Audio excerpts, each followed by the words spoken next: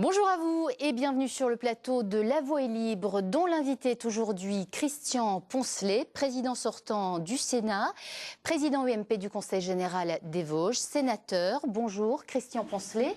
Bonjour chère madame, et merci de m'avoir invité sur votre antenne. Merci à vous d'avoir accepté notre invitation. À mes côtés pour vous interroger Christophe Gobin, journaliste à Vosges Matin, et Alexandre Tambin, rédacteur en chef de France Bleu Lorraine. Bonjour messieurs. Bonjour.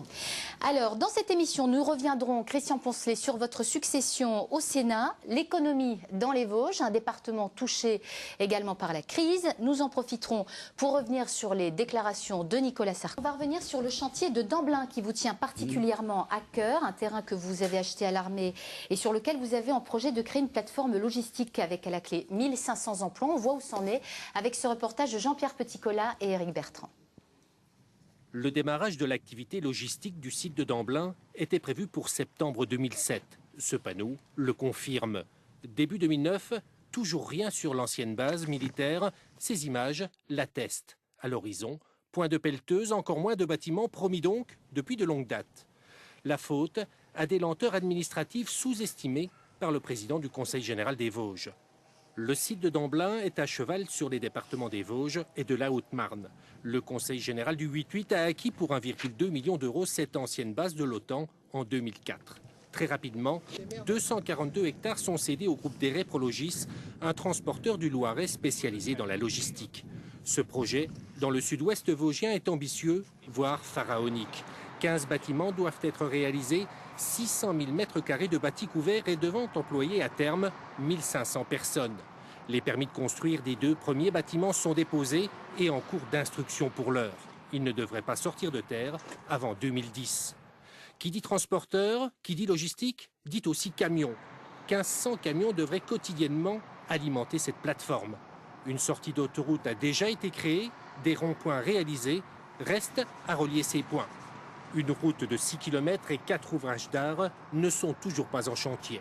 Au total, ce sont 18 millions d'euros que le Conseil général des Vosges investit pour aménager le parc d'activités Cap-Vosges de Damblin. L'espoir que la crise actuelle ne remette pas en question ce projet prometteur pour l'emploi dans les Vosges et que les 1500 emplois promis ne fondent pas comme neige au soleil. Alors Christian Poncelet, est-ce que les 1500 emplois vont fondre comme neige au soleil ? Eh bien, sur ce sujet, voilà mes explications. Bien sûr, j'ai procédé à la recherche d'investisseurs. Ces investisseurs ont pris la décision de s'installer sur cette zone que nous leur avons montrée. J'ai invité tous les maires du secteur à venir à Orléans visiter le grand centre de Deret Prologis. Ils ont vu sur place l'importance des bâtiments, l'importance du personnel, les différents travaux d'aménagement, etc., de mise en emballage, puis des expéditions qui ont été réalisées. Ensuite, j'ai réuni le Conseil général, les représentants de Deret Prologis sont venus s'expliquer, nous indiquer ce qu'ils allaient faire. Ils nous demandaient, bien sûr, d'aménager la zone. Vous l'avez dit, aménager la zone. Il fallait relier cette zone à la 31, n'est-ce pas, au grand axe routier Nancy-Dijon. C'est en cours. Il fallait aussi dépolluer cette zone. Et en dernière minute, il a fallu accepter que les archéologues fassent des sondages importants pour savoir s'il n'y avait pas, comme je l'ai dit, d'une formule il n'y avait pas un Romain qui dormait au fond. Tout cela a pris du temps. Et bien, je viens de vous le dire, les dossiers de construction sont déposés.